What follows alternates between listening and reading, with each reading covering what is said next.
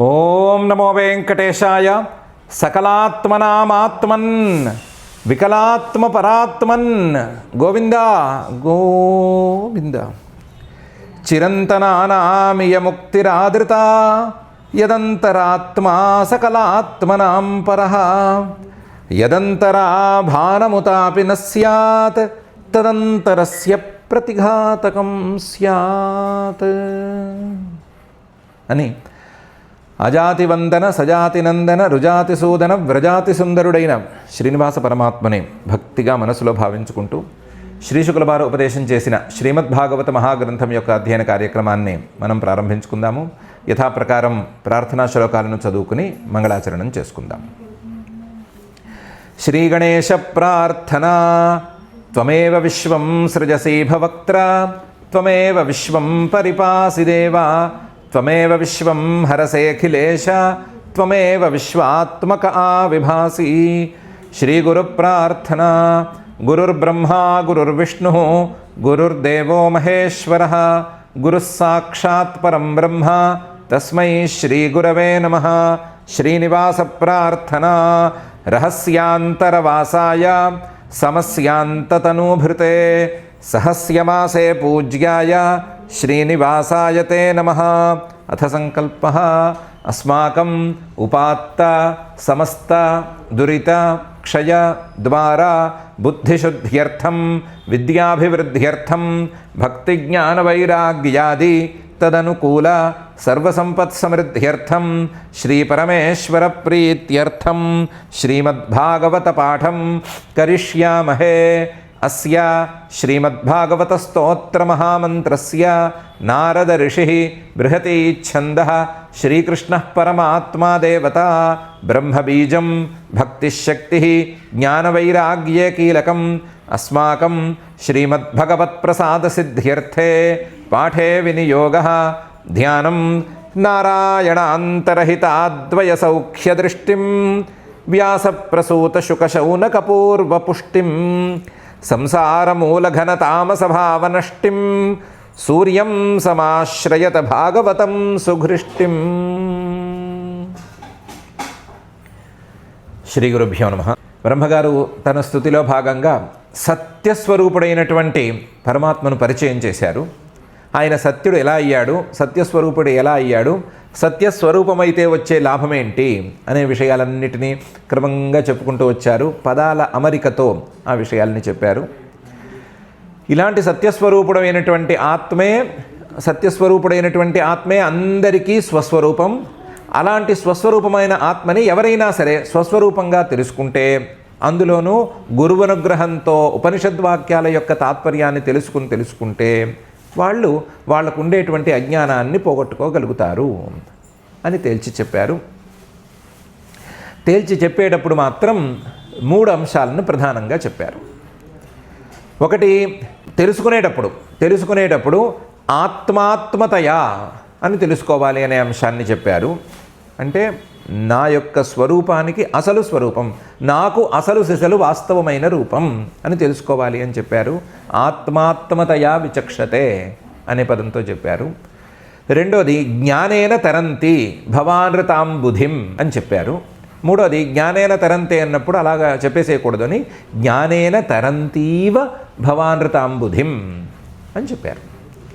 ఈ 3 అంశాలని సరిగ్గా ఉపపాదన చేయటం కోసం పైన 4 శ్లోకాల భాగాన్ని తీసుకుని అందులో జ్ఞానేన తరంతి అని మొదటి పాయింట్గా తీసుకుని, ఆత్మతత్వజ్ఞానం వస్తేనే ఈ అజ్ఞానాన్ని దాటిపోవటానికి వీలుంటుంది అనే అంశాన్ని పై శ్లోకంలో సపోర్ట్ చేసి చూపిస్తున్నారు. దాన్ని సరిగా ఉపపాదన చేసి చూపిస్తున్నారు.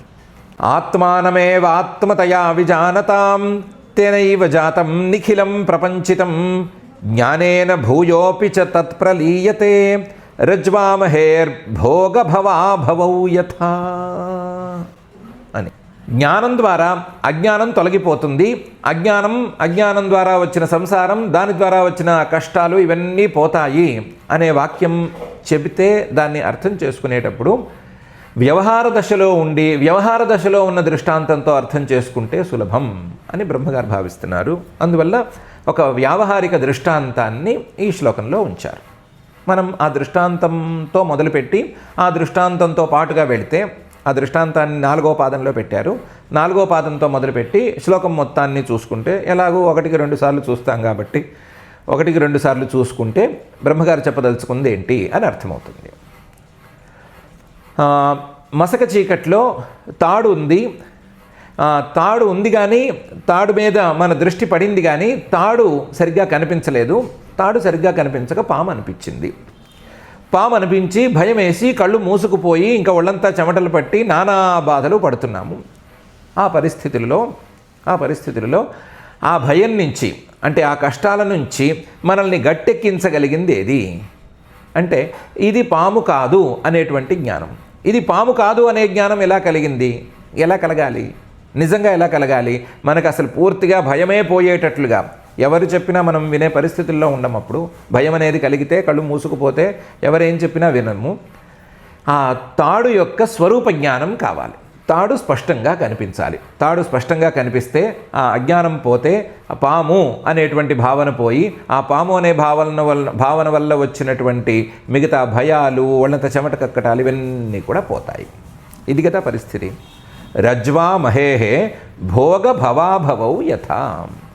తాడులో పాము అనే జ్ఞానం కలగటానికి అజ్ఞానం కారణమైతే, అజ్ఞానం పోవటానికి, అలాగే ఇది పాము కాదు అని సరిగ్గా తెలియటానికి, అసలు పాముకి దీనికి సంబంధమే లేదు అని అసలు ఇక మీద ఎప్పుడు చూసినా సరే సందేహం కలగకుండా ఉండటానికి ఏం కావాలి?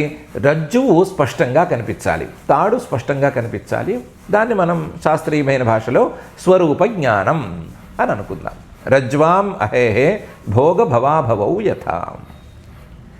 అలాగే ఈ ప్రపంచం తాలూకు జ్ఞానం, దీనివల్ల వచ్చినటువంటి కష్టాలు, వీటన్నిటికీ మూలమైనటువంటి అజ్ఞానం, ఇవన్నీ పోవాలి అంటే అజ్ఞానం ద్వారా వచ్చిన సంసారం ద్వారా వచ్చిన కష్టాలు, ఇవి పోవాలి అంటే ఆత్మానమేవ ఆత్మతయా విజానతాం.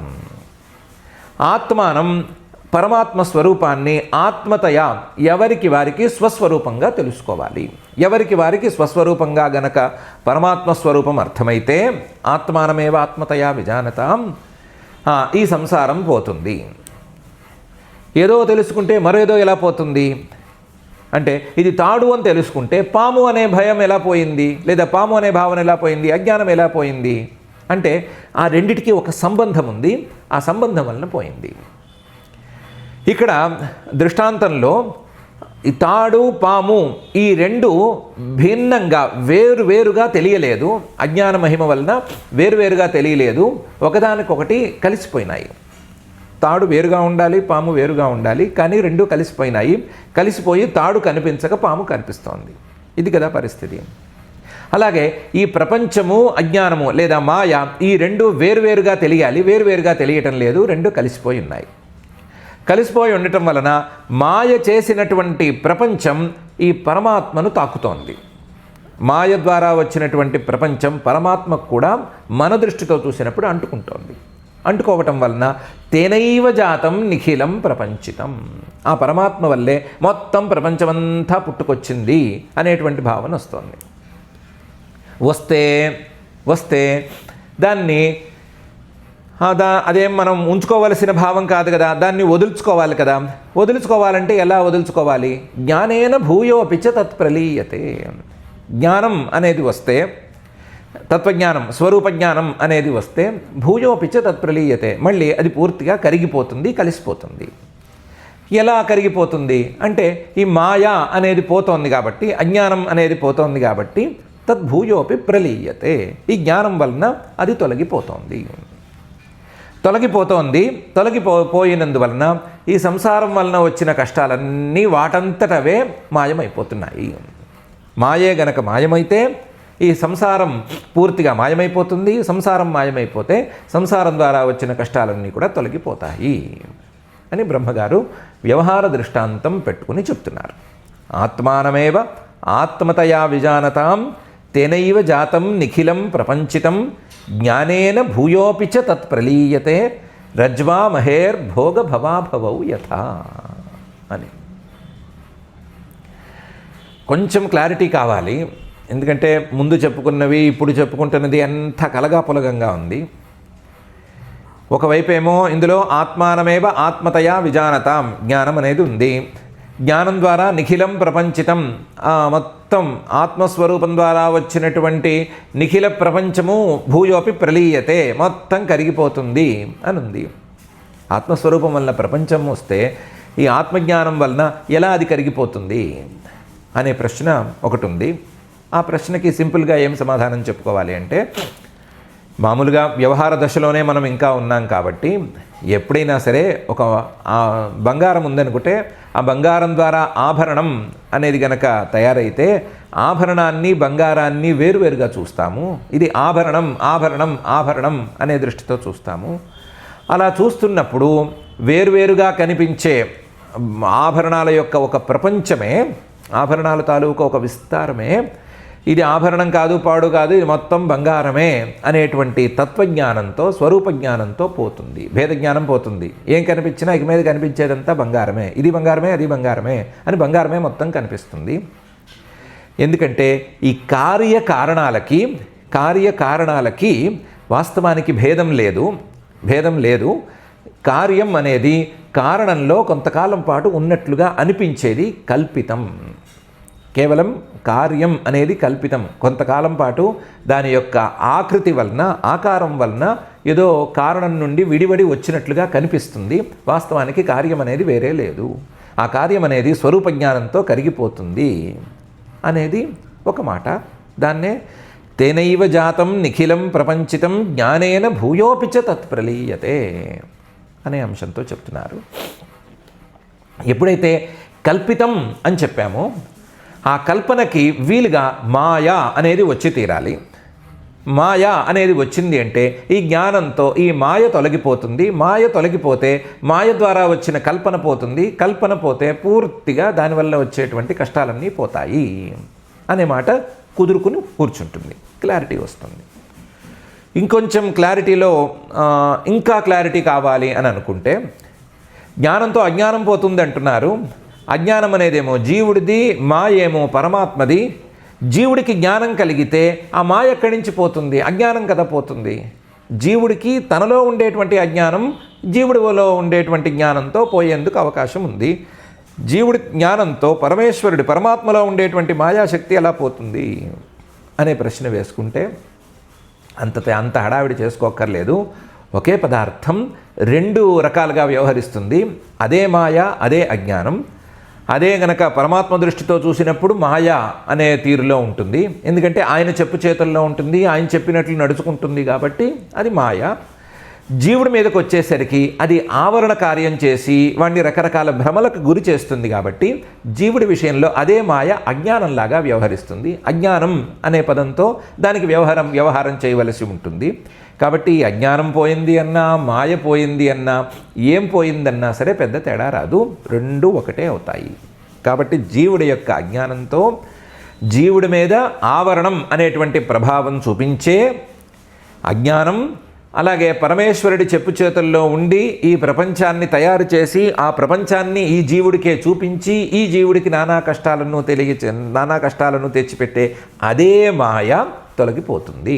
తొలగిపోతే జీవుడు కష్టాల నుంచి దూరం అవుతాడు. దానికి లౌకిక ఉదాహరణ ఉండనే ఉంది. తాడు పాము అనేటువంటి దృష్టాంతం. తెలియలేదు, ఇది పాము అని తెలియలేదు. ఎవరికి తెలియలేదు అంటే చూసేవాడికి తెలియలేదు. ఏది తెలియలేదు అంటే తాడు తెలియలేదు అంటున్నాం కదా.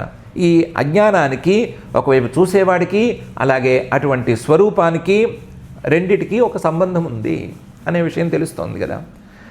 అలాంటి సాధారణమైనటువంటి సంబంధాన్నే పరమాత్మకి అలాగే జీవుడికి తీసుకొచ్చి పెడితే ఇది సరిపోతుంది అనేది కూడా ఉంది. ఇంతకుమించి ఎక్కువ లోతు మరీ వద్దు కానీ ఈ క్లారిటీ సరిపోతుంది. ఒకే ఉన్న పదార్థం అదే మాయ. పరమేశ్వరుడి వైపు నుంచి చూస్తే మాయ, జీవుడి వైపు నుంచి చూస్తే అజ్ఞానం. ఈ రెండు రకాలుగా వ్యవహరించేటువంటి అజ్ఞానం జ్ఞానంతో తొలగిపోతుంది. తొలగిపోతే మాయ లేదు, మాయ ద్వారా వచ్చిన సంసారము లేదు, దానివల్ల వచ్చినటువంటి కష్టాలు లేవు అనే విషయం క్లియర్గా సరిపోతుంది. దాన్నే ఆత్మానమేవ ఆత్మతయా విజానతాం తేనైవ జాతం నిఖిలం ప్రపంచితం జ్ఞానేన భూయోపి చ తత్ప్రలీయతే రజ్వా మహేర్భోగభవాభవౌ యథా అని ఈ శ్లోకంలో బ్రహ్మగారు అన్నారు. దీంతో జ్ఞానేన తరంతి అనే వాక్యం వ్యవహార దశలో సరిగ్గా కుదురుకుపోయింది. అయితే జ్ఞానేన తరంతి అనే మాట కుదరదు అని అనుకున్నాం. జ్ఞానేన తరంతీవా అని అన్నాడు. జ్ఞానేన తరంతి అని కుదరదు అని అంటే దానికి పై శ్లోకంలో ఉపపాదన చేస్తున్నారు.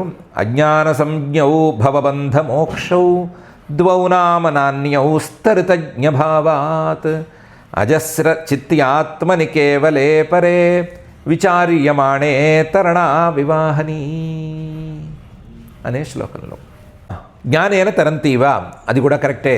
అది నిజానికి వస్తుస్థితి లేదా పరమార్థ స్థితి. ఎలా అంటే అజ్ఞాన సంజ్ఞౌ భవబంధ మోక్షౌ. ఇంతవరకు చెప్పింది ఏంటి? అజ్ఞానం ఒకే పదార్థం, అది జీవుడి మీదేమో ప్రభావం చూపిస్తుంది, ఈశ్వరుడి చెప్పు చేతుల్లో ఉంటుంది. అదే మాయ, అదే అజ్ఞానం జీవుడిని పూర్తిగా కమ్మేస్తుంది, ఆవరించేసేస్తుంది, ఆవరించి ఎక్కడ లేని భ్రమల్ని చూపిస్తుంది కదా. ఈ అజ్ఞానం వల్లనే సంసారం వచ్చింది అని అనుకుందాం మాట వరుసకి. అజ్ఞానం సంసారాన్ని తెచ్చింది అనుకుంటే, ఇప్పుడు సంసారాన్ని తెచ్చిన అజ్ఞానం పోతే మోక్షం అనేది రావాలి. అజ్ఞానం పోతే వచ్చేటువంటి మోక్షం ఉన్నట్ట లేనట్ట, కొత్తగా వచ్చినట్ల, ఉన్నది వచ్చినట్ల అని ప్రశ్న. అజ్ఞాన సంజ్ఞౌ భవబంధ మోక్షౌ. అజ్ఞానం వలన వచ్చినటువంటి భవబంధం, అజ్ఞానం పోతే వచ్చేటువంటి మోక్షం, ఈ రెండు కూడా అజ్ఞానం వల్లనే కదా రావాలి. అజ్ఞానం వలన బంధం వస్తే అజ్ఞానం పోతే మోక్షం వచ్చింది అంటున్నాము. అంటే ఇంతకుముందు మోక్షం ఉంది, మధ్యలో అజ్ఞానం వచ్చి భవబంధాన్ని ఏర్పరిచింది. అది తొలగిపోగానే ఇంతకు ముందున్న మోక్షమే అలాగే స్థిరంగానే ఉంది. అంటే మనం కొత్తగా వచ్చిందనుకుంటున్న మోక్షం ఉందే, అదేమీ మోక్షం కాదు. నిజానికి మోక్షం అనేది శాశ్వతంగా అలాగే ఉంది. మోక్షం ఇంతకు ముందు ఉంది, అజ్ఞాన కాలంలోనూ ఉంది, తర్వాత కూడా ఉంది. కాకపోతే అజ్ఞానం వలన బంధభ్రమ అనేది ఏర్పడింది. కాబట్టి అజ్ఞానం వలన బంధభ్రమ, ఆ బంధభ్రమ నివృత్తి అనేటువంటి మోక్షం, ఇది కూడా అజ్ఞాన కార్యాలే. అజ్ఞాన సంజ్ఞౌ భవబంధ మోక్షౌ. అసలు జీవుడికి భవము లేదు, భవబంధము లేదు, దాని నుంచి మోక్షము అక్కర్లేదు. స్వతః ముక్త జీవ. అజ్ఞాన సంజ్ఞౌ భవబంధ మోక్షౌ ద్వౌ నామ నాన్యౌ స్తః. బంధం కానీ మోక్షం కానీ, సంసార బంధం కానీ మోక్షం కానీ, ఈ రెండు తప్ప మరొకటి లేదు. ఈ రెండు అజ్ఞాన సంజ్ఞౌ. ఎప్పుడంటే బంధంతో మొదలు పెడితే మోక్షం అనేది అజ్ఞాన సంజ్ఞం. మోక్షంతో మొదలు పెడితే అది శాశ్వతం. బంధంతో మొదలు పెడితే మాత్రం బంధం వస్తే మోక్షం వచ్చినట్లు, బంధం ఉంటే బంధం నుంచి మోక్షం వచ్చినట్లు, బంధమే లేకపోతే మోక్షమే రానట్లు. కాబట్టి బంధం దృష్టితో చూసుకున్నప్పుడు అజ్ఞాన సంజ్ఞౌ భవబంధ మోక్షౌ ద్వౌ నామ నాన్యౌ స్తః. కానీ ఈ రెండు కూడా ఆత్మస్వరూపంలో ఉండటానికి వీల్లేదు. ఎందుకు ఉండటానికి వీల్లేదు? ఋతజ్ఞ భావాత్. ఆత్మస్వరూపం సత్య చైతన్య స్వరూపం అని 23వ శ్లోకంలో చెప్పుకుంటూనే వచ్చారు కదా. సత్యస్వరూపం అని సత్య అని విడిగా వాడారు, స్వయం జ్యోతి అని దాని పక్కనే ఉండే పదంతో చైతన్య స్వరూపం, స్వప్రకాశ చైతన్య స్వరూపం అని వాడారు కదా. కాబట్టి ఋతజ్ఞ భావాత్ ఆత్మస్వరూపం సత్య చైతన్య స్వరూపం కాబట్టి అందులోనూ అజస్ర చిత్యాత్మని, అజస్ర ఏమాత్రం అంతరాయం లేని చైతన్యమాత్ర స్వరూపం కదా ఆత్మ. అలాంటి ఆత్మస్వరూపంలో ఈ రెండు ఎలా కుదురుతాయి? కేవలే పరే విచార్యమాణే నస్తః. కేవల చైతన్య స్వరూపుడైనటువంటి ఆత్మస్వరూపంలో కేవల పరహ, ఈ అజ్ఞానం కంటే అవతల ఉండే లేదా అజ్ఞానం కంటే పూర్తిగా భిన్నంగా ఉండేటువంటి ఆత్మస్వరూపంలో ఈ భవబంధాలు లేదా భవబంధ మోక్షాలు ఈ రెండు కూడా కుదరవు. విచార్యమాణే నస్తః. ఎలా నస్తః? మనం ఇక్కడ భూమి మీద ఉన్నాము. భూమి మీద ఉండి పగలు రాత్రి అని రెండు చూస్తున్నాము. పగలు రాత్రి అనే విభాగాలు ఎలా వచ్చినాయి భూమి మీద? సూర్యుడి వల్ల వచ్చినాయి. అంటే సూర్యుడు ఉంటే పగలు, సూర్యుడు లేకపోతే రాత్రి అంటున్నామా లేదా? సూర్యుడు ఉంటే పగలు, సూర్యుడు లేకపోతే రాత్రి అంటే సూర్యుడు లేని కాలం అంటూ ఒకటి ఉందా అనే ప్రశ్న వస్తుంది కదా. సూర్యుడు లేని కాలం అంటూ ఒకటి ఉందా? సూర్యుడు కాసేపు పుట్టి, కాసేపు ఉండి, కాసేపటి తర్వాత వెళ్ళిపోతాడా? తర్వాత రాత్రి వస్తుందా? తర్వాత మళ్ళీ పగలు వస్తుందా అనే ప్రశ్నలన్నీ వస్తున్నాయి కదా. వస్తే ఏం చెప్తాము? మనం ఇప్పుడుంటే, ఇక్కడుంటే, భూమి మీద ఉంటే మనకి సూర్యుడికి సంబంధాన్ని పురస్కరించుకుని సూర్య సంబంధం ఉంటే పగలు, సూర్య సంబంధం లేకపోతే రాత్రి అని అంటున్నాము. సూర్యుడి దృష్టితో చూసినప్పుడు పగలు లేదు, రాత్రి లేదు, ఏమీ లేదు, ఉన్నదంతా ఒక్కటే, ప్రకాశం ఒక్కటే అని చెప్తాం కదా. అలాగే తరణావివ అహనీ, సూర్యుడిలో పగలు రాత్రి అనే తేడా లేనట్లుగా కేవల చైతన్య స్వరూపుడైనటువంటి ఆత్మలో ఏ రకమైన తేడా లేదు. అంటే భవబంధం లేదా అజ్ఞానం లేదా అజ్ఞాన మోక్షం అనేటువంటి తేడా లేదు. ఆ తేడా ఎలా ఉంది? అజ్ఞానం తాలూకు గొడుగు నీడలో ఉండేటువంటి జీవుడికి ఉంది. జీవుడికి ఈ తేడా అజ్ఞానం తాలూకు గొడుగు నీడలో ఉండటం వలన కాసేపు వ్యవహార దశలో వచ్చిందే కానీ పరమార్థత ఇది లేదు. అజ్ఞానమే లేదు, దాని తాలూకు బంధము లేదు, దాని తాలూకు మోక్షము లేదు అని అనుకుంటే ఇంకా జ్ఞానేన తరంతీవా అని చెప్పకుండా జ్ఞానేన తరంతి అని ఎలా చెప్తాము అని బ్రహ్మగారు అంటున్నారు. అజ్ఞాన సంజ్ఞౌ భవబంధ మోక్షౌ ద్వౌనామ నాన్యౌస్త ఋతజ్ఞ భావాత్ అజస్ర చిత్యాత్మని కేవలే పరే విచార్యమాణే తరణా వివాహని. తాడు దృష్టాంతంలో కూడా ఇదే జరిగింది. తాడు దృష్టాంతంలో మనం చూసాము, పాము అనుకున్నాము, భయపడ్డాము, తర్వాత చెమటలు పట్టేసినాయి, ఇన్ని సాక్ష్యాలున్నాయి అన్నంత మాత్రాన తాడు ఎప్పటికైనా పాము అవుతుందా? మనం తెలిసేసుకున్నాము, మనం కళ్ళు తెరిచేసేసాము, ఇది పాము కాదు తాడే అని తేల్చుకున్నాము అన్న తర్వాత ఆ పాము ఏమైనా ఎక్కడికైనా ఎగిరిపోతుందా? పోదు. అసలు పాము అక్కడ లేదు, ఎగిరిపోదు, ఏమీ కాదు. కేవలం ఉండేది కాసేపు ఉండే అజ్ఞానం తాలూకు విలాసం మాత్రమే. అజ్ఞాన విలాసం ఇది. ఆ అవిద్యా విలాసంతో ఇవన్నీ జరుగుతాయి. కాబట్టి పాము ఎప్పటికీ లేదు. ఆ పాము ద్వారా వచ్చినటువంటి భయానికి వీటికి విలువే లేదు.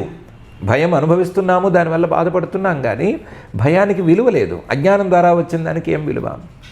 అజ్ఞానం ద్వారా వచ్చిన దానికి విలువ లేదు. అజ్ఞానం తొలగిపోతే వీటన్నిటికీ ఉనికి కూడా లేదు.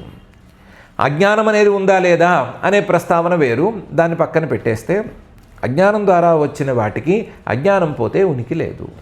అలాగే ఇక్కడ కూడా అజ్ఞానానికి ముందు కూడా సంసారం లేదు, అజ్ఞానం ఉన్నప్పుడు లేదు, అజ్ఞానం తర్వాత కూడా లేదు. కేవలం అజ్ఞానపు గొడుగు నీడలో ఉండే జీవుడికి మాత్రం దానివల్ల కలిగేటువంటి భ్రమలు ఉన్నాయి. ఆ భ్రమల వల్ల వ్యవహార దశలో కొన్ని కష్టాలు వస్తున్నాయి, ఇంతే. నిజానికి ఏమీ లేదు అనుకుంటే సూర్యుడి దృష్టిలో చూసినప్పుడు, సూర్యుడు అనేటువంటి అంశం దృష్టితో చూసినప్పుడు పగలు రాత్రి అనే విభాగం లేనట్లుగా, తత్వదృష్టితో చూసినప్పుడు తాడు పాము అనే విభాగం ఏం లేదు, ఉన్నది తాడొక్కటే అని చెప్పుకున్నట్లుగా ఆత్మస్వరూపం ఒక్కటే ఉంది, అజ్ఞానం కూడా లేదు, దాని ప్రభావం కూడా లేదు. అందువల్ల జ్ఞానేన తరంతీవా అని చెప్తున్నాము అని బ్రహ్మగారు ఈ శ్లోకంలో అంటున్నారు. అజ్ఞాన సంజ్ఞౌ భవబంధమోక్షౌ ద్వౌనామ నాన్యౌస్త ఋతజ్ఞ భావాత్ అజస్ర చిత్యాత్మని కేవలే పరే విచార్యమాణే తరణా వివాహని. ఒక చిన్న కామెంట్ అయితే చేయాలి. ఈ విషయంలో స్పష్టంగా తెలిస్తే సంతోషమే, స్పష్టంగా తెలియలేదు, అంత బుర్రంతా చెదిరిపోతోంది అని అనుకుంటే మంచి సైన్ అది. లేదు అసలు మొత్తం గందరగోళంగా ఉంది, ఏమీ అర్థం కావట్లేదు, ఎందుకు చెప్తున్నారో ఏం చెప్తున్నారో అర్థం కావట్లేదు అని అనిపించిందంటే వింటున్నట్లే, వినికిడి లోపలికి వెళుతున్నట్లే. ఇదంతా గలగాపులగంగా ఉంది, అసలు వినాలనిపించట్లేదు అని అనిపిస్తే మాత్రం ఒక్కసారి ఆలోచించుకోవాలి. ఏమైనా సందేహాలు కలిగినా మంచిదే, కలగాపులగంగా ఉంది అని అనిపించినా పర్వాలేదు, చిచి వినొద్దు అని అనిపిస్తే మాత్రం జాగ్రత్తగా ఇంకొకసారి విని ఏమంటున్నారు బ్రహ్మగారు అని ఆలోచించుకుని ముందుకెళ్ళాలి. వినొద్దు అని అనిపించడం తప్ప మిగతావి ఏ రకమైన భావాలు కలిగినా సరే అది మంచిదే అని అనుకోవాలి. ఎందుకంటే ఇదంతా అజ్ఞానం తాలూకు వ్యవహారం, ఏమి క్లారిటీ ఉండదు, అంతా మసక చీకటిగా ఉంటుంది, లేదా పొగమంచులో వ్యవహారం వల్లే ఉంటుంది. అందువల్ల ఇలాంటి సందేహాలు కలగటం ప్రాథమికంగా సహజం. క్రమక్రమంగా మనం ఆలోచించగా ఒక్కొక్కటి బోధపడుతూ ఉంటుంది. ఇది ఇక్కడ చేసుకోవాల్సినటువంటి కామెంట్. పోతే ఆత్మాత్మతయా విచక్షతే అని అన్నారు. అజ్ఞానం తొలగిపోవాలి అంటే పరమాత్మను ఆత్మస్వరూపంగా మొదలు అర్థం చేసుకోవాలి. దాన్ని సరిగ్గా చెప్పాలి అంటే సాక్షాత్కార జ్ఞానంతో తెలుసుకోవాలి అని చెప్పారు. దాన్ని ఎలా ఉపపాదన చేయాలి అని బ్రహ్మగారు చూసి చెప్తున్నారు. త్వామాత్మానం పరం మత్వా పరమాత్మానమేవచ ఆత్మా పునర్బహిర్మృగ్య అహోజ్ఞ జనతాజ్ఞత అని. ఏంటి ఇందులో ప్రశ్న? ఆత్మాత్మతయా కుతో విజానతే అనే ప్రశ్న ఎలా వస్తుంది? పరమాత్మను నా ఆత్మస్వరూపంగా ఎందుకు భావించాలి అని ఎవరైనా ఎందుకు ప్రశ్న వేస్తున్నారు? అలా భావిస్తేనే నాకు అజ్ఞానం తొలగిపోతుంది అనే ప్రశ్న ఎందుకు వేస్తున్నారు? ఎక్కడ పోయిందో అక్కడే కదా వెతుక్కోవాలి. ఎక్కడ పోయిందో అక్కడే వెతుక్కుంటే మనకు దొరుకుతుంది. ఒకచోట పోయిన దాన్ని ఇంకో చోట వెతుక్కుంటే దొరకదు కదా. పోయింది ఎక్కడ అంటే ఆ పరమాత్మ స్వరూపంలోనే పోయింది, లేదా మన స్వరూపంలోనే పోయింది. వెతుక్కోవాల్సింది కూడా అక్కడే వెతుక్కోవాలి. ఎలా పోయింది, ఏమైంది, ఏం వెతకబుచ్చుకోవాలి అంటే త్వాం ఆత్మానం పరం మత్వా. ఎవరికైనా స్వరూపానివి నువ్వయ్యా, ఎవరికైనా ఆత్మస్వరూపం అంటే నువ్వే అవ్వాలి. కానీ ఎవరికి వాళ్ళు నేను అంటే ఎవరు అంటే పరహ అంటే భిన్నంగా కనిపించేటువంటి దేహం అని పట్టు కూర్చున్నారు. త్వాం ఆత్మానం పరం మత్వా. పరం ఆత్మానమే వచ్చ, నేను లేదా ఆత్మ ఎవరు అంటే ఇదో నేనే దేహమే అని దేహాన్నే చూపిస్తున్నారు. పరం దేహాన్ని, ఆత్మ అని చూపిస్తున్నారు. నేనెవరు అంటే దేహాన్ని చూపిస్తున్నారు. ఎవరు నేను అంటే దేహం నుంచి చూపించుకుని ఆత్మని అందులో కలుపుతున్నారు. దీన్ని శాస్త్రీయ పరిభాషలో అన్యోన్యాధ్యాస అని పిలుస్తారు. ఇతరేతరాధ్యాస అని అనటం కూడా కద్దు. ఈ అన్యోన్యాధ్యాసం పరమాత్మ స్వరూపానికి, దేహాదులకి అన్నిటికీ అయితేనే అసలు సంసారం అనేది ప్రారంభమైనట్లు. సంసారం అనేది ఎక్కడి నుంచి ప్రారంభం అవ్వాలి? చూసేవాడి దగ్గర నుంచి ప్రారంభం అవ్వాలి. చూసేవాడు అంటే ఎవరు? జీవుడు. జీవుడు అంటే ఎవరు? ఒక శరీరాన్ని పట్టుకుని వెళ్ళాడేవాడు. ఆ శరీరం సూక్ష్మ శరీరం అవ్వచ్చు, స్థూల శరీరం అవ్వచ్చు. ఒక శరీరాన్ని పట్టుకుని వెళ్ళాడేవాడు జీవుడు. ఆ జీవుడి నుంచి సంసారం మొదలవ్వాలి. ఆ జీవుడు అనే స్వరూపం ఎలా మొదలవ్వాలి? ఈ అన్యోన్యాధ్యాసతో మొదలవ్వాలి. త్వామాత్మానం పరం మత్వా పరమాత్మానమేవచ అనే తీరులో ఇతరేతరాధ్యాసంతో మొదలవ్వాలి. మరి ఇలాంటప్పుడు ఈ దేహాదులు, పరమాత్మ స్వరూపం ఈ రెండు కలిసిపోయినందువల్లే సంసారం అని మొదలైనప్పుడు ఆత్మస్వరూపాన్ని లేదా స్వస్వరూపాన్ని తెలుసుకోవాలి అంటే ఎక్కడ వెతుక్కోవాలి? పరమాత్మలోనే వెతుక్కోవాలి. పరమాత్మనే ఎవరిని తెలుసుకోవాలి? పరమాత్మనే తెలుసుకోవాలి. పరమాత్మని ఎలా తెలుసుకోవాలి? నేను అని తెలుసుకోవాలి. నేను అనే భావన దేహాదులకి మరలిపోయినందువల్లనే కదా ఈ సంసారం అంతా మొదలైంది. కాబట్టి నేను అనే భావనని పరమాత్మలోకి మరల్చుకోవాలి. పరమాత్మలోకే తెచ్చుకుంటే పరమాత్మనే నేను పరమాత్మను తప్ప మరొకడిని కాను అనే విషయం తెలుసుకుంటే అజ్ఞానం పోతుంది. ఎందుకంటే పోయింది అక్కడే కదా. జ్ఞానం పోయిందే అక్కడ. జ్ఞానం పోయి లేనిపోని భ్రమలు అంటుకున్నదే అక్కడ. ఆ భ్రమలను తొలగించుకోవలసింది కూడా అక్కడే. మరొక చోట వెతికితే, మరొక చోట వేరే ఏదో తెలుసుకుంటే ఏమాత్రం ఉపయోగం ఉండదు. తెలుసుకోవాలంటే తెలుసుకోవచ్చు, కానీ దానివల్ల ఉపయోగం ఉండదు. మరొక భ్రమ, కొత్త భ్రమ ఏర్పడుతుంది అంతేను. ఆత్మా పునః బహిర్మృగ్య. ఈ ఆత్మస్వరూపాన్ని బయట వెతుక్కుంటూ పోతే ఎలా కుదురుతుంది? బయట దాన్ని అంటించుకోవటం వల్లనే కదా ఇంత సమస్య వచ్చింది.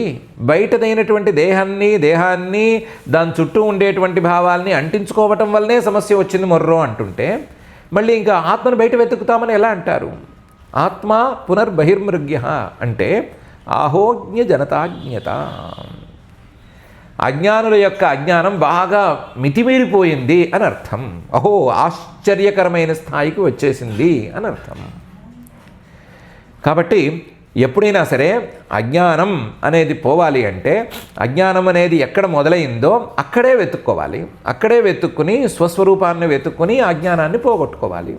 ఎక్కడ అజ్ఞానం మొదలైంది, ఎక్కడ పోయింది? స్వస్వరూపం అంటే పరమాత్మలోనే పోయింది. కాబట్టి పరమాత్మలోనే వెతుకోవడం మొదలుపెట్టి పరమాత్మ జ్ఞానంతోనే ఆ వెతుకులాటను పూర్తి చేసి దానితోనే అజ్ఞానాన్ని పోగొట్టుకోవాలి. కాబట్టి ఆత్మాత్మతయా విచక్షతే అనే మాట సరిగ్గా సరిపోతుంది అని బ్రహ్మగారు అంటున్నారు. త్వామాత్మానం పరం మత్వా పరమాత్మానమేవ చ ఆత్మా పునర్బహిర్మృగ్య అహోజ్ఞ జనతాజ్ఞత అనే ఈ శ్లోకంలో. నిజానికి ఇది చాలా ముఖ్యమైన విషయం. ఈ విషయాన్నే బ్రహ్మసూత్ర భాష్యంలోని మొదటి వాక్యాల కింద శంకరాచార్యుల వారు తీసుకొచ్చి పెట్టారు. యుష్మతస్మత్ ప్రత్యయగోచరయో విషయ విషయిణో తపఃప్రకాశవద్ విరుద్ధ స్వభావయోరితరేతర భావానుపపత్తౌ సిద్ధాయాం తద్ధర్మాణామపి సుతరాం ఇతరేతర భావానుపపత్తిరిత్యతః అస్మత్ప్రత్యయగోచరే విషయిణి చిదాత్మకే యుష్మత్ప్రత్యయగోచరస్య విషయిణః తద్ధర్మాణాంచ అధ్యాసో మిథ్యేతి భవితుం యుక్తం తథాప్యన్యోన్యస్మిన్ అన్యోన్యాత్మకతాం అన్యోన్యధర్మాంశ్చ అధ్యస్య అహమిదం అని ఇవన్నీ చెప్పి నైసర్గికోయం లోక వ్యవహారః అని ఆయన అధ్యాస భాష్యాన్ని, అంటే ఈ భ్రమ తాలూకు అజ్ఞానం, ఈ అజ్ఞానం ద్వారా వచ్చిన భ్రమ మిథ్య ఎలా అయింది, ఈ సంసార భ్రమ ఎలా మిథ్య అయింది అనే విషయాన్ని మొదటి వాక్యాలుగా చెప్పారు. ఆ మొదటి వాక్యాలుగా చెప్పిన విషయం ఇక్కడి నుంచి తీసుకుందే అని అనుకోవచ్చు, లేదా ఆ మొదటి వాక్యాలు ఈ వాక్యాలు ఒకటే అని స్పష్టంగా చెప్పుకోవచ్చు. ఇంకో విషయం ఏంటంటే ఈ త్వామాత్మానం పరం మత్వా పరమాత్మానమేవచ అనేది కూడా కుదిరేది కాదు. అసలు దేహాన్ని ఆత్మాని ఎలా అనుకున్నారయా అంటే కుదరదు. తాడును చూసి పాముని ఎలా అనుకున్నావు, లేదా సూర్యుడిని పట్టుకుని పగలు రాత్రి అనే భేదం ఎలా తీసుకొచ్చావు అంటే సమాధానం రాదు. ఎందుకంటే అజ్ఞానం ఒక్కటే అక్కడ మిగులుతుంది. అధ్యాసో మిథ్యేతి భవితుం యుక్తం, అసలు అజ్ఞానమే కుదరదు, భ్రమే కుదరదు. భ్రమ కుదరకపోయినా సరే అన్యోన్యస్మిన్ అన్యోన్యాత్మకతాం అధ్యస్య త్వామాత్మానం పరం మత్వా పరమాత్మానమేవ చ అని అన్యోన్యాత్మకతాం అధ్యస్య మొత్తం సంసార వ్యవహారం అంతా సాగుతోంది. అన్ని రకాల వ్యవహారాలు సాగుతున్నాయి. అన్ని రకాల వ్యవహారాలకి ఈ అజ్ఞానం ద్వారా వచ్చిన అన్యోన్యాధ్యాసం అనేది కీలకం. అస్యానర్థహేతో ప్రహాణాయ ఆత్మైకత్వ విద్యా ప్రతిపత్తయే సర్వే వేదాంతా ఆరభ్యంతే అని అక్కడే భాష్యవాక్యం. ఈ అనర్థహేతువు భ్రమ లేదా అవిద్య లేదా అధ్యాసం ఉంది కదా, ఇది పోవాలి అంటే ఆత్మైకత్వ విద్య, ఆత్మ ఏకః పరమాత్మ జీవశ్చ ఏకః అనే ప్రతిపత్తి కావాలి. ఆ జ్ఞానమే కావాలి. ఆ జ్ఞానం కావాలి అంటే వేదాంతాః ఆరభ్యంతే, వేదాంతాలని ఉపనిషద్వాక్యాలని అధ్యయనం చేసుకోవాలి, దాన్ని విచారణ చేసుకోవాలి, విచారణ చేసుకుని దాని ద్వారా నిర్ణయం తీసుకోవాలి. వేదాంత వాక్యాలు, విచారణ, గురువు, నిర్ణయం ఇవన్నీ కూడా 24వ శ్లోకంలో బ్రహ్మగారు చెప్పేశారు. గురువర్క లబ్ధోపనిషత్సు చక్షుషా అనే వాక్యంలో చెప్పేశారు. ఇప్పుడు ఆ విషయాల్ని ముట్టుకోకుండా అన్యోన్యాధ్యాసం అనే విషయాన్ని మాత్రం చెప్పి, అన్యోన్యాధ్యాసం అనేది పోవాలి అంటే కేవలం పరమాత్మతత్వజ్ఞానం ఒక్కటే శరణం అనే విషయాన్ని చెప్పేస్తున్నారు. త్వామాత్మానం పరం మత్వా పరమాత్మానమేవ చ ఆత్మా పునర్బహిర్మృగ్య ఆహోజ్ఞ జనతాజ్ఞత అని. సీమ పశ్చిమమిరపకాయ ఇలాంటి శ్లోకం ఇది. ఉండటానికి ఇంత ఉంది, కానీ తవ్వితే మాత్రం ఎంత కారం ఉందో లెక్కలేదు. అలాంటి శ్లోకం ఇది. శ్లోకం చెప్పి దీన్నే మరొక శ్లోకంతో చెప్తున్నారు. అంతర్భవేనంత భవంతమేవ హ్యతత్యజంతో మృగయంతి సంతః అంత్యహిమంతరేణ సంతం గుణంతం కిముయంతి సంతః అనే శ్లోకంతో. అంతర్భవేనంత భవంతమేవ హ్యతత్యజంతో మృగయంతి సంతః అసంతమప్యహిమంతరేణ సంతం గుణం తం కిముయంతి సంతః అనే ఈ శ్లోకంతో ఇదే విషయాన్ని మళ్ళీ ఇంకొక కోణంలో నుంచి చూపించి ఉపపాదన చేస్తున్నారు. ఇప్పుడు పరస్పరాధ్యాస అనేది జరిగిపోయింది కదా. ఆత్మగా ఉండవలసింది దేహం అయిపోయింది, దేహంగా ఉండవలసింది ఆత్మ అయిపోయింది, రెండు కలిసిపోయినాయి. దాన్ని విడదీయటం ఎట్లా? 2 తాళ్ళు గట్టిగా పెనవేసుకుని చాలా రోజులు ఉంటేనే వాటిని విడదీయలేము కదా. అలాంటిది 2 భావాలు ఇంత బలంగా పెనవేసుకుని పోయి ఉంటే వాటిని విడదీయటం ఎట్లా అంటే సులభమైన విధానం ఒకటి ఉంది. ఏం లేదు, అతత్యజంత, అది కానిది అనేది ఉంటుంది కదా, దాన్ని వదిలేస్తే సరిపోతుంది. మీకేం కావాలి? ఆత్మస్వరూపం కావాలి. ఆత్మస్వరూపం కావాలంటే ఏం చేయాలి? అతత్ త్యజంత, ఆత్మస్వరూపం కాని దాన్ని విడిచిపెట్టేసుకోవాలి. విడిచిపెట్టేసుకుంటే ఆత్మస్వరూపం అందుతుంది. అతత్యజంత ఎలా కుదురుతుంది అంటే అంతర్భవే, శరీరంలోనే ఉండి విచారణ చేసుకుని, శరీరంలోనే ఉన్నా సరే ఈ శరీరం వేరు నేను వేరు అనే విచారణ చేసుకుంటే అది దొరుకుతుంది. అంతర్భవే. అందులోనూ భవంతమేవ, శరీరంలో ఉన్నాము కదా అని చెప్పి పోన్లే ఇంతకాలం మనకు ఆశ్చర్యంగా పనికి వచ్చింది దీన్ని కూడా కలిపేసుకుందాము అని దాని మీద జాలిపడకుండా, ఈ శరీరం మనకు వద్దు అని పూర్తిగా దాన్ని పక్కకి తోసేసి భవంతమేవ, నిన్నే పట్టుకుందాము అని చూస్తే భవంతమేవ అతత్యజంత, మిగతా వాటినన్నిటినీ పక్కన పెట్టేసేసి అనంత, ఏ భేదాలు లేనటువంటి ఓ పరమాత్మ, ఏ పరిచ్ఛేదాలు ఏ పరిమితులు లేనటువంటి ఓ పరమాత్మ, పరిచ్ఛేదాలు పరిమితులు భేదాలు ఇవేమీ లేనివాడివి నువ్వు అనేటువంటి భావనతో మృగయంతి సంతః, నిన్ను గనక వెతుకుతూ ఉంటే, ఎవరైనా మంచివారు వెతుకుతూ ఉంటే వాళ్ళకి నువ్వు కనిపిస్తావు, లేదా వాళ్ళకి తత్వజ్ఞానం అనేది అబ్బుతుంది. అరటిపండు తిందాం కదా అని అరటిపండు కొనుక్కున్న దగ్గర నుంచి పాపం ఈ తొక్క ఇంతకాలం అంటి పెట్టుకుని ఉంది కదా ఈ పండుని, ఈ తొక్కని తీస్తే పాపం పండుకి ఏమైనా హాని జరుగుతుందేమో, ఎందుకు దాన్ని ఆ రెండిటికి ఉండే బంధాన్ని మనం కదిలించటం అని అనుకుని చూస్తూ కూర్చుంటే ఎప్పటికైనా పండు తినగలడా? పోనీ తొక్కతో సహా తినేసేంత శక్తి ఏమైనా ఉందా? తొక్కతో సహా ఏ మనిషి తినాలని అనుకోడు కదా అరటిపండుని. తొక్కతో సహా తినే టేస్ట్ చాలా తక్కువ మందికి ఉంటుంది. కాబట్టి తొక్కతో సహా అరటిపండు తినలేడు. తొక్క పాపం అంతకాలం పాటు దానికి అంటుకుని ఉంది కాబట్టి దాన్నేమో తీయలేడు. మరి ఏం సాధిస్తాడు అరటిపండుతో? ఏం సాధించలేడు. అందువల్ల తొక్క ఎంతకాలంగా అరటిపండును అంటి పెట్టుకుని ఉన్నా సరే తొక్క తీసేయవలసిందే. తొక్కను తీసేసి లోపల ఉండేటువంటి పండుని తినవలసిందే. అలాగే తొక్కలాగా ఉపయోగపడే ఈ దేహాన్ని పక్కన పెట్టవలసిందే. రక్షణ కోసం కానీ మరొక దానికోసం కానీ చక్కగా ఉపయోగపడేటువంటి ఈ దేహాన్ని పక్కన పెట్టవలసిందే. ఇది ఆత్మస్వరూపం కాదు, ఇది తినతగ్గ పదార్థం కాదు అని పక్కన పెట్టవలసిందే. పెట్టి లోపల ఉండేటువంటి శరీరం లోపల ఉండేటువంటి ఆ పరమాత్మ స్వరూపాన్ని తెలుసుకోవాల్సిందే. అంతర్భవే అనంత భవంతమేవ హి అతత్యజంతో మృగయంతి సంతః. ఇది పాత వాళ్ళందరూ చేసిన పద్ధతి కదా. పెద్దవాళ్ళందరూ ఇదే పద్ధతిని కదా అవలంబించారు. మార్చలేం దీన్ని. అదే పద్ధతిలో మనం కూడా వెళ్ళాలి. ఉదాహరణ కూడా చూసుకోవచ్చు. అసంతమప్యంత్యహిమంతరేణ సంతం గుణంతం కిముయంతి సంతః. తాడును చూసాము, సరిగ్గా చూడలేదో లేదా మసక చీకటో ఏదో ఒకటి పాములా కనిపించింది. ఇప్పుడు ఈ పాముని తాడు నుంచి వేరు చేయాలి అంటే ఏం చేయాలి అంటే అసంతం, ఈ పాము అనేది లేదు అని ముందు నమ్మాలి.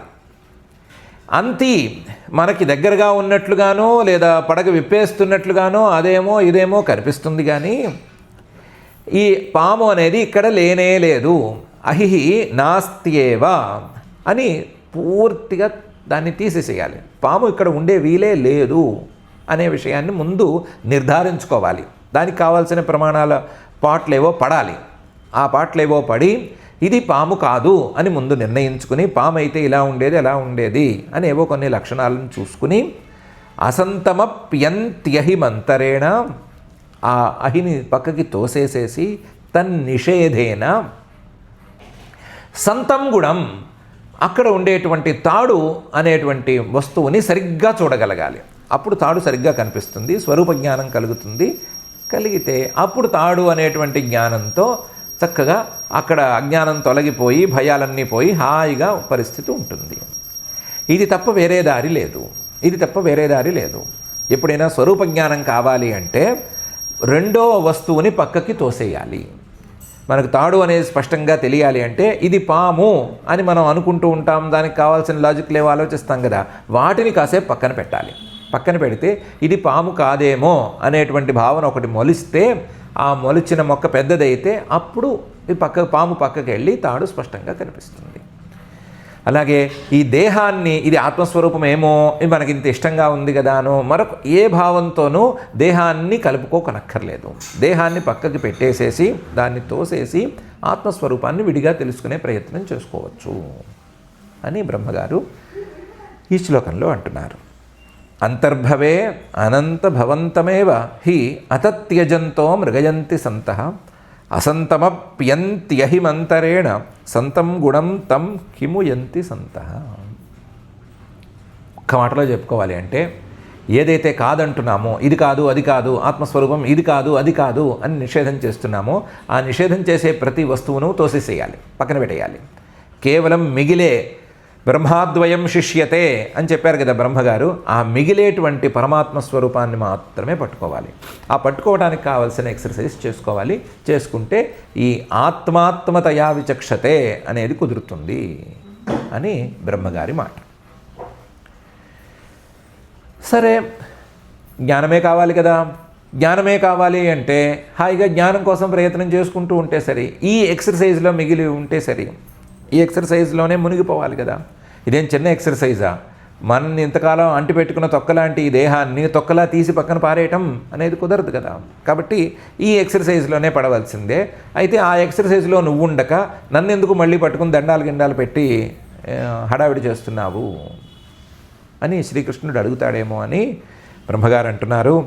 అథాపితే దేవపదాంబుజద్వయ ప్రసాదలేశానుగృహీత ఏవహి జానాతి తత్వం భగవన్మహిమ్నో న చాన్య ఏకోపి చిరం విచిన్వన్ అని. అథాపి ఉంది స్వామి, ఈ ప్రశ్న ఉంది, నన్నెందుకు పట్టుకోవటం అని నువ్వు అడుగుతావు నాకు తెలుసు. దేవా, ఓ దేవుడా, పదాంబుజద్వయ ప్రసాదలేశానుగృహీత ఏవహి జానాతి తత్వం. నీ రెండు పాదాలు, తే పదాంబుజద్వయం, ఎలాంటి పాదాలు? తామర పువ్వులు లాంటి పాదాలు, దగ్గరకు వచ్చిన వారికి చల్లటి అనుభవాన్ని ఇచ్చేటువంటి పాదాలు, సౌఖ్యాన్ని ఇచ్చేటువంటి పాదాలు. ఆ పాదాలలో ఒక్క పాదాందైనా ప్రసాదం, అనుగ్రహం, ఆ అనుగ్రహం తాలూకు ఒక్క లేశమాత్రమైన పదాంబుజద్వయ ప్రసాదలేశ, ఆ ప్రసాదలేశం అనేటువంటి దాని అనుగ్రహం లభిస్తే అనుగృహీత జానాతి తత్వం. అలాంటి అనుగ్రహంతోనే జానాతి తత్వం, తత్వాన్ని తెలుసుకోగలుగుతాడు. అనుగ్రహంతోనే అనుగృహీత ఏవహి, అలాంటి వాడు మాత్రమే కదా జ్ఞానాన్ని పొందగలుగుతాడు. భగవన్ సమర్థుడమైనటువంటి నీ అనుగ్రహం లేనిదే, నీ అనుగ్రహం లేనిదే ఈ జ్ఞానం కానీ, జ్ఞాన ఉపాయాలు కానీ, జ్ఞాన మార్గాలు కానీ, జ్ఞాన సాధనాలు కానీ, అసలు జ్ఞానం కావాలి అనే ఆలోచన కానీ రానే రావు కదా. ఈశ్వరానుగ్రహాదేవ పుంసాం అద్వైత వాసన అని కదా అంటారు. కాబట్టి నీ అనుగ్రహం ఉంటేనే వస్తుంది. నీ అనుగ్రహం ఎక్కడి నుంచి వస్తుంది అంటే, నీ అనుగ్రహం భక్తితోనే, నీ మీద భక్తితోనే వస్తుంది. కాబట్టి నీ మీద భక్తిగా నిన్ను ప్రార్థించుకుని నీ అనుగ్రహంతో ఈ జ్ఞానం కావాలి అని కోరుకుంటున్నాను నేను. మహిమ్నః తే మహిమ్నః న చాన్య ఏకోపి చిరం విచిన్వన్. నీ తత్వాన్ని తెలుసుకోవటానికి, మహిమ్నః తత్వం, నీ మహాత్మ్యం తాలూకు తత్వాన్ని తెలుసుకోవటానికి న చాన్య, ఇంకో మార్గం అనేది లేనే లేదు. ఏకోపి చిరం విచిన్వన్, ఒక్కడే ఎంతకాలం వెతుకుతూ ఉన్నా సరే జ్ఞానం అనేది కలగకపోవచ్చు కాదు, కలగదు, కలగనే కలగదు. జ్ఞానం ఎప్పుడు కలుగుతుంది అంటే, ఆ జ్ఞేయమైనటువంటి వస్తువు మీద మనకు పూర్తిగా ప్రీతి కలిగినప్పుడు. ఆ ప్రీతికే భక్తి అనే పేరు అని అనుకుంటున్నాం కదా. కాబట్టి భక్తి కలిగినప్పుడు మాత్రమే జ్ఞేయ వస్తువు తాలూకు జ్ఞానం కలుగుతుంది. కాబట్టి నీ మీద భక్తి కావాలి, నీ అనుగ్రహం కావాలి. ప్రసాద లేశానుగృహీత ఏవహి తవ మహిమ్నః తత్వం జానాతి, నీ తత్వం తెలుసుకోగలుగుతారు. కాబట్టి నేను నీ మీద భక్తిని పెంచుకోవాలని, ఆ భక్తి ద్వారా నీ అనుగ్రహాన్ని సంపాదించుకోవాలని, ఆ సంపాదన ద్వారా జ్ఞానాన్ని అందుకోవాలని తహతహలాడుతున్నాను అని బ్రహ్మగారంతటి వాడే అంటున్నాడు. అథాపితే దేవ పదాంబుజద్వయ ప్రసాద లేశానుగృహీత ఏవ హి జానాతి తత్వం భగవన్ మహిమ్నః నచాస్య ఏకోపి చిరం విచిన్వన్ అని. ఒక చిన్న పని చేసి చూద్దాము. మామూలుగా వ్యవహార ప్రపంచంలో ఉండేటువంటి తీరు, ఆ తీరేదో మంచి తీరు, వ్యవహార ప్రపంచంలో ఉండే మంచి తీరు, ఇది నడిచిపోవాలి. ఈ వ్యవహార ప్రపంచంలో మంచి తీరు కంటే, అంటే ధర్మ మార్గం కంటే ఒక్క మెట్టు నిష్కామ కర్మాచరణ అనే గనక మార్గం అందితే మనస్సు పరిశుద్ధం అవుతుంది. మనస్సు పరిశుద్ధమైతే మనః నిర్మలం చేత్ ఆ తత్వం మీద, పరమాత్మ మీద భక్తి అనేది ఏర్పడుతుంది. ప్రీతి భక్తిగా మారటం ఇవన్నీ ఇందులోనే ఇంక్లూడెడ్. ఈ భక్తి అనేది ఏర్పడితే ఆ తత్వాన్ని తెలుసుకోవాలి అనేటువంటి తహతహ ఏర్పడుతుంది. దాన్ని ముముక్షుత్వం అని అంటారు.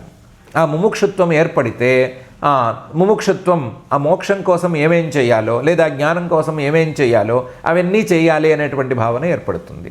దానికోసం ఏం చేయాలంటే అది చేసేయటమే. ఇది కావాలి అనుకుంటే, ఏం కావాలనుకుంటే అది చేసేయటమే. అవన్నీ చేసేసుకుంటే ఆ జ్ఞాన సాధనాలన్నిటినీ క్రమంగా సాధించుకుంటూ వస్తే జ్ఞానం అనేది కుదురుతుంది. కాబట్టి భక్తి అనేది సరిగ్గా మధ్యలో ఉంది, సెంటర్ పాయింట్గా ఉంది. అంటే వ్యవహార ప్రపంచానికి, పరమార్థ ఫలితానికి మధ్యలో భక్తి అనేది ఉంది. ఆ భక్తి అనే మధ్యలో లేనిదే అసలు పరమార్థ ఫలితం అందే అవకాశమే లేదు. వ్యవహార ప్రపంచంలో మునిగి తేలుతున్న వాడికి పరమార్థమైన ఫలితం అందేందుకు అవకాశమే లేదు అని బ్రహ్మగారు ఈ శ్లోకంలో చెప్తున్నారనైనా మనం అర్థం చేసుకోవచ్చు. సరే పోనీ భక్తి కావాలి, భక్తి అనేది మంచి సెంటర్ పాయింట్లో ఉంది అని అనుకుందాము, అది మంచి జంక్షన్లో ఉంది అని అనుకుందాము. ఏం కావాలి, ఎలా కావాలి, ఎలా పెంచుకోవాలి, ఏం చేసుకుంటే అది పెరుగుతుంది అంటే బ్రహ్మగారు మిగతా వాళ్ళకి ఏం చేస్తే పెరుగుతుందో నాకు తెలియదు, నాకేం కావాలో నేను చెప్తాను అని తదస్తు మే నాథ సభూరి భాగ భవేత్రవాన్యత్ర తు వా తిరశ్చాం ఏనాహమేకోపి భవజ్జనానాం భూత్వా నిషేవే తవ పాదపల్లవం అనే తీరులో కావాలి. తత్ ఇంత చెప్పాం కదా, జ్ఞానం గురించి చెప్పాం, సత్యస్వరూపం గురించి చెప్పాం, ప్రపంచమంతా మాయామయం అని చెప్పాము, సత్యస్వరూపాన్ని అందుకోవటానికి ఆత్మాత్మతయా విచక్షతే అన్నాము, జ్ఞానేన తరంతీవ అన్నాము. ఇవన్నీ చాలా చాలా చెప్పాం కదా. వీటన్నిటినీ ఒకసారి క్రోడీకరించుకుంటే, నాథ ఓ స్వామి, మే భూరిభాగ అస్తు, నాకు మహాభాగ్యం కావాలి. ఏం కావాలి, నీకేమైనా మంచి జన్మ కావాలా, ఇప్పుడున్న 4 ముఖాల బ్రహ్మ జన్మ కంటే 8 ముఖాల బ్రహ్మ జన్మ కావాలా, 12 ముఖాల బ్రహ్మ జన్మ కావాలా అంటే అందులో ఏం తేడా లేదు. భవే అత్రవా అన్యత్రవా తిరశ్చాం, నువ్వు బ్రహ్మగా పుట్టించినా పర్వాలేదు, ఈ బ్రహ్మగా ఉన్న జన్మైనా పర్వాలేదు, లేదు పశుపక్ష్యాదుల్లో పుట్టిస్తానంటే అక్కడైనా పర్వాలేదు, ఎక్కడైనా పర్వాలేదు, ఏ జన్మైనా పర్వాలేదు. జన్మ గురించి కాదు ఇప్పుడు చింత. ఏకోపి భవజ్జనానాం భవేయం, నీ తాలూకు వాడినైతే చాలు. నీ తాలూకు వాళ్ళల్లో ఎక్కడో ఒక చోట ఎవడినో ఒకడినైతే చాలు. ఏకోపి భవజ్జనానాం అహం భవేయం. ఏకోపి భవజ్జనానాం భవేయం అంటే నీ తాలూకు వాళ్ళలో ఒక్కడినైతే ఏంటి ఫలితం, భూత్వా నిషేవే తవ పాదపల్లవం. నీ తాలూకు వాడిని అంటే నీ భక్తుడిని, లేదా నీ పాదసేవకు యోగ్యుడైన వాడిని, నీ పాదసేవను అందుకునే భాగ్యం కలిగిన వాళ్ళలో ఒకడిని కదా. కాబట్టి భూత్వా నిషేవే తవ పాదపల్లవం, ఎలాగోలాగా నీ కాళ్ళు పట్టేసుకుని, లేదా నీ 2 కాళ్ళలో ఒక్క కాలు దొరికితే ఒక్క కాలైనా పట్టేసుకుని, ఆ ఒక్క కాలు అందులోనూ పల్లవం లాంటి అంటే చిగురాకు లాంటి ఆ పాదాన్ని పట్టేసుకుని నేను నీ మీద భక్తిని ఇంకా ఇంకా పెంచేసుకుంటూ నేను అనుకున్నటువంటి తత్వజ్ఞానాన్ని అందుకోగలుగుతాను అని బ్రహ్మగారు అంటున్నారు. తదస్తు మే నాథ సభూరిభాగ భవేత్రవాన్యత్ర తు వా తిరశ్చాం ఏనాహమేకోపి భవజ్జనానాం భూత్వా నిషేవే తవ పాదపల్లవం అని. నిజానికి బ్రహ్మగారికి ఇంత అవసరం లేదు. బ్రహ్మగారు ముందే చెప్పినట్లుగా ఆయన పరమాత్మ యొక్క ఒక రూపమే. ఆయన సర్గే అహమివ సృష్టౌ త్వమివ సంహారే త్రినేత్రైవ అని కూడా ఇదే స్థుతిలో చెప్పారు. ఆ విషయం ఆయనకి తెలుసు. అసలు భక్తిని ఎలా ప్రార్థించుకోవాలి, భక్తులుగా మారటానికి ఎలాంటి ప్రార్థనతో మొదలు పెట్టాలి అనే విషయాన్ని అర్థమయ్యేట్లు చెప్పడానికే ఈ శ్లోకాన్ని తీసుకొచ్చారు. మామూలుగా ఏమంటారు, అయ్యో ఈ జన్మలో అవేం మనకు కుదరవు అని అంటారు మనుషులు, తప్పించుకుంటారు. బద్ధకస్తులు కానరారు, బద్ధకాన్ని కనిపించనివ్వరు. ఆ బద్ధకాన్ని కనిపించనివ్వకుండా దానికి ఏవో పూతలు పూస్తారు. ఏ జన్మ అనే విషయంలో పెద్ద తేడా ఏం లేదు. జన్మ ఏదైనా పర్వాలేదు. చివరికి పశుపక్ష్యాదుల జన్మైనా సరే ముంచుకొచ్చిందేం లేదు. ఏ జన్మైనా సరే మనస్సు అయ్యో ఆ పరమాత్మ యొక్క పాదాలను మనం పట్టుకోవాలి అనే భావనతో ఉంటే చాలు. ఆ పరమాత్మ మీద మనకు ప్రేమ కలగాలి, ఇంకా పెరగాలి అని అనుకుంటూ ఉంటే చాలు, సరిపోతుంది. ఆ భావన రావాలి అని కోరుకోవటమే ఎవరైనా చేయవలసింది. నాకు అలాంటి భావన రావాలి, అలాంటి భావన రావడానికి తగ్గట్టుగా నా జన్మ ఉండాలి అని కోరుకుంటే అబ్బో అదే చాలు, అదే చాలా కూడాను. ఆ భావన చేసి దాంతో భక్తిని అసలు మనసులోకి ఎక్కించుకుని నాటుకుని ఆ భక్తి తాలూకు మొలకల్ని చిన్న చిన్న చెట్లుగా, ఆ చెట్లని మహావృక్షాలుగా మార్చుకోగలిగితే అబ్బో ఈ అమృత ఫలం అనేది దక్కి తీరుతుంది అని బ్రహ్మగారు చెప్పదలుచుకున్న మాట. మనం చేయవలసిన ప్రార్థనని బ్రహ్మగారు తన నోటితో పలుకుతున్నారు. ఏమని? తదస్తుమేనాథ స భూరిభాగ భవేత్రవాన్యత్ర వా తిరశ్చాం ఏనాహమేకోపి భవజ్జనానాం భూత్వా నిషేవే తవ పాదపల్లవం అని. ఇక్కడికి ఆపుకుందాము.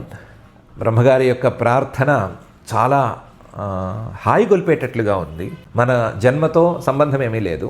మనం ఏ స్థాయిలో ఉన్నాము, ఎలాంటి జన్మ, మనది పనికొచ్చే జన్మ, పనికిరాని జన్మ, ఇవేం అక్కర్లేదు. లేదా జన్మలో ఎంత గడిచిపోయింది, ఎంత అయిపోయింది, మనం ఏం చేస్తున్నాము, ఇలాంటి వాటితో కూడా ఏమీ సంబంధం లేదు. మన మనస్సు పరమాత్మ మీదకు మళ్ళాలి అనేటువంటి భావన మనసులో మొలిచిందా లేదా అని ఇంతవరకే ప్రధానం. ఒకవేళ మొలవకపోతే అయ్యా ఆ భావం మొలిచేటట్లు చెయ్యి, నీ మీద భక్తి కుదిరేటట్లు చెయ్యి అని ఆయన్ని ప్రార్థించినా సరిపోతుంది అనే హాయి గొలిపేటువంటి మాటగా బ్రహ్మగారి మాట ఉంది. మిగతా త్వామాత్మానం పరం మత్వా పరమాత్మానమేవ చ ఆత్మా పునర్బహిర్మృగ్య అని కానీ అంతర్భవేనంత భవంతమేవ అనేటువంటి భావన కానీ ఇవన్నీ ఏమిటో శాస్త్రీయమైన భావనలు అని చెప్పుకున్నాం కాబట్టి శాస్త్రీయమైన భావనలకి మనం కాస్త దూరంగా ఉండాలని అనుకుంటామేమో కాబట్టి పోనీ వాటిని కొంచెం పక్కన పెట్టినా పర్వాలేదు. కానీ బ్రహ్మగారు చెప్పిన నా జన్మ ఏ జన్మైనా పర్వాలేదు, నీ మీద భక్తి కలిగేటట్లుగా మాత్రం చిన్నపాటి ఒక విత్తనాన్ని మనసులో నాటుకునేటట్లుగా నన్ను అనుగ్రహించు అనే ప్రార్థనే ఈ సందర్భంగా మనం చేసుకుందాము.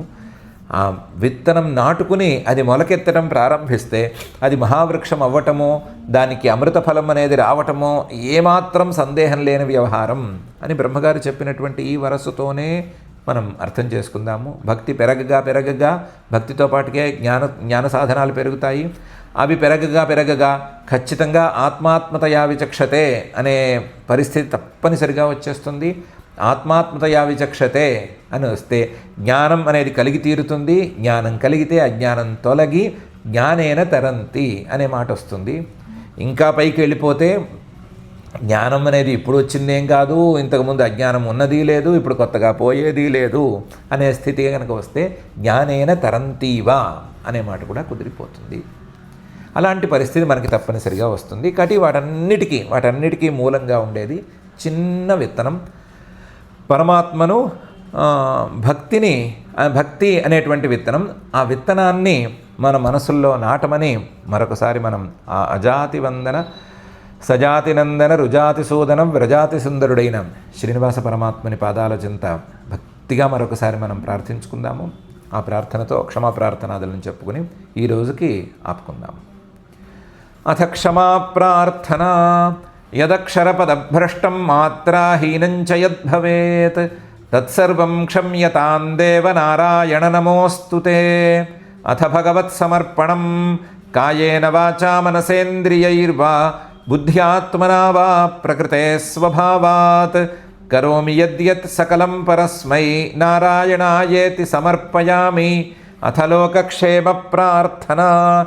సర్వే భవంతు సుఖినః, సర్వే సంతు నిరామయాః, సర్వే భద్రాణి పశ్యంతు, మా కశ్చిద్ దుఃఖభాగ్ భవేత్. అథ మంగళం శ్రియః కాంతాయ కళ్యాణ నిధయే నిధయేర్థినాం. శ్రీవేంకటనివాసాయ శ్రీనివాసాయ మంగళం.